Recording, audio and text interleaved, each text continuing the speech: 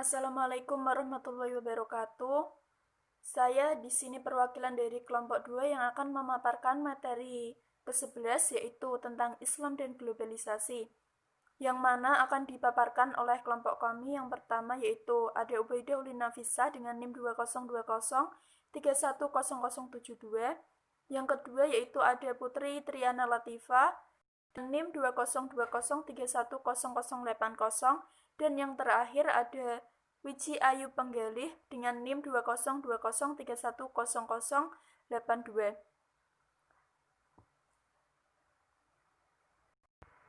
Assalamualaikum warahmatullahi wabarakatuh.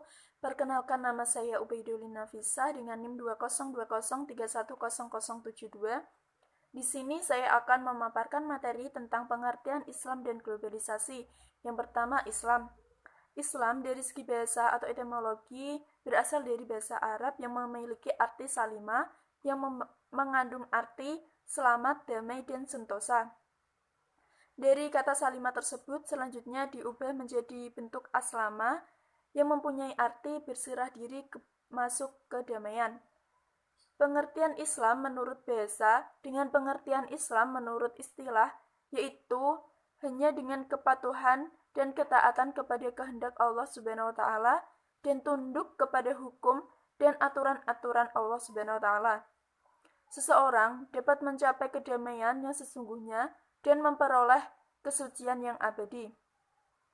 Pada prinsipnya, Islam berisikan tata nilai yang menyeluruh, yang membuat manusia dijamin dapat mencapai tingkat kedudukan yang tinggi dalam pandangan Allah Subhanahu wa taala dengan memanfaatkan semua potensi yang dimilikinya yang merupakan anugerah dari Allah Subhanahu wa taala. Tata nilai tersebut bisa dijadikan alternatif acuan di zaman globalisasi ini. Yang selanjutnya yaitu ada pengertian dari globalisasi. Globalisasi sendiri bermakna sesuatu yang baru, terus berkembang, berubah-ubah, dan juga berpengaruh sangat cepat. Globalisasi sendiri berasal dari bahasa Inggris yaitu globalization. Istilah tersebut dalam kamus Macmillan English Dictionary mempunyai 3 poin penting yang dapat diambil dari definisinya tersebut. Yang pertama yaitu adanya penyatuan umat manusia yang melampaui batas negara, bangsa, suku, ras, dan juga agama. Maksudnya di sini yaitu globalisasi dapat menjadikan dunia tidak terasa seperti kampung kecil. Semua keperluan manusia dapat dipenuhi dengan melampaui ruang dan juga waktu, yang mana teknologi atau ilmu teknologi atau IT dan juga dunia komunikasi mempunyai peranan penting di sini. Yang kedua yaitu adanya krisis identitas. Adanya globalisasi ini dapat menyebabkan manusia dengan mudah masuk ke daerah pelosok sehingga terjadi proses asimilasi dan akulturasi budaya. Orang asing dengan mudah membawa budayanya masuk ke daerah pelosok tersebut dan menghilangkan budaya asli yang terdapat di daerah pelosok tersebut. Yang ketiga yaitu adanya globalisasi merupakan suatu entitas. Semakin banyaknya perbedaan antara negara-negara maju dan juga negara-negara tidak maju atau negara berkembang, persoalan tersebut dapat dilihat secara mengglobal atau mendunia bahwa adanya dominasi negara-negara maju terhadap negara-negara berkembang yang menyebabkan konflik yang tidak dapat diselesaikan kecuali dengan penguasaan ekonomi, politik, dan militer atau pertahanan. Adanya globalisasi menyebabkan dunia terasa seperti kampung kecil yang mana interaksi antara negara, peradaban, dan budaya semakin mudah. Proses tersebut saling mempengaruhi antara satu budaya dengan budaya yang lainnya. Globalisasi merupakan suatu fase sejarah yang ingin menghilangkan batas ruang dan juga waktu dalam kehidupan manusia yang meliputi aspek ekonomi, komunikasi, politik, dan juga sosial. Dengan kata lain, Setiap penduduk di muka bumi ini adalah masyarakat dunia yang tidak mempunyai batas teritorial. Karenanya dia bebas keluar masuk ke seluruh penjuru dunia.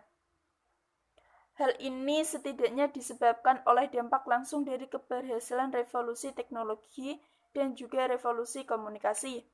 Setelah didahului oleh dua revolusi dalam kebudayaan manusia, yaitu revolusi pertanian dan juga revolusi industri, globalisasi bagaikan pisau bermata dua. Kehadirannya itu dapat memberikan manfaat yang besar dan juga dapat memberikan dampak yang buruk bagi dunia. Sehingga semuanya menjadi dekat dikarenakan kemudahan dalam berinteraksi antar negara, baik itu dalam perdagangan, teknologi, pertukaran informasi, dan juga gaya hidup maupun dengan bentuk-bentuk interaksi lainnya. Yang akan dilanjutkan oleh teman saya. Baik, di sini saya akan menjelaskan materi kedua, yaitu karakteristik Islam dan globalisasi. Karakteristik Islam globalisasi, ungkapan Islam, globalisasi, dan peradaban dunia berusaha menjelaskan pada pertentangan, persinggungan, atau persamaan. Oleh karena itu, Islam memiliki karakter sebagai berikut. 1. Menjanjikan keselamatan dunia dan akhirat.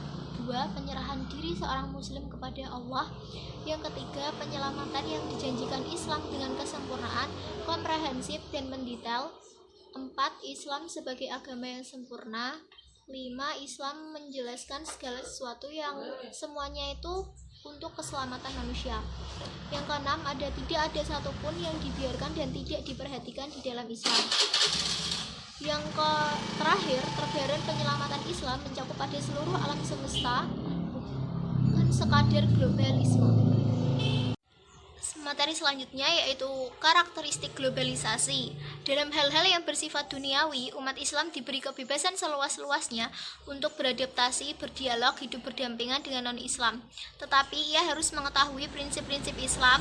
Globalisasi memiliki ciri-ciri sebagai berikut. 1. Internasionalisme, dari daerah menuju ke arah wilayah yang lebih luas. Yang kedua, liberalisasi atau paham menuju arah serba bebas dan melepaskan norma-norma yang telah mapan, antara lain norma-norma agama Islam. Yang ketiga, universalisasi, yaitu dunia telah menjadi dalam kesatuan, tetapi tidak ada wilayah yang melekat antara wilayah satu dengan wilayah lain sebagai berkah untuk memajukan iptek, terutama teknologi dan informasi. Yang keempat, ada westernisasi atau arah peradaban dari dunia timur menuju arah kultural dunia barat yang bercirikan sekularisme, individualisme, kapitalisme, liberalisme, dan hedonisme. Yang kelima, suprateritorialisme atau ruang-ruang sosialitas mulai tidak ada lagi dari jaraknya batas wilayahnya. Terima kasih. Baik, materi terakhir yang akan saya sampaikan yaitu pengertian modernisme dan puritanisme. Pengertian modernisme. Secara etimologi kata modern, modernitas, modernisasi, dan modernisme seperti kata lainnya yang berasal dari barat telah dipakai dalam bahasa Indonesia. Dalam Kamus Umum Bahasa Indonesia, kata modern diartikan sebagai yang terbaru, secara baru, mutakhir. Dalam masyarakat barat, kata modernisme mengandung arti pikiran, aliran, gerakan, dan usaha-usaha untuk mengubah paham-paham, adat istiadat, institusi-institusi lama, dan sebagainya, agar semua itu sesuai dengan pendapat-pendapat dan keadaan-keadaan baru yang ditimbulkan oleh ilmu pengetahuan dan teknologi modern. Selanjutnya, pengertian puritanisme. Secara garis besar, kata puritanisme secara etimologi berasal dari bahasa Yunani, pure yang berarti murni.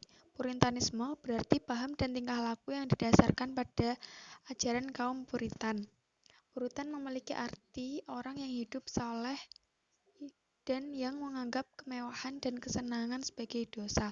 Puritanisme menurut istilah memiliki dua arti, yaitu di lapangan pemikiran dan kepercayaan.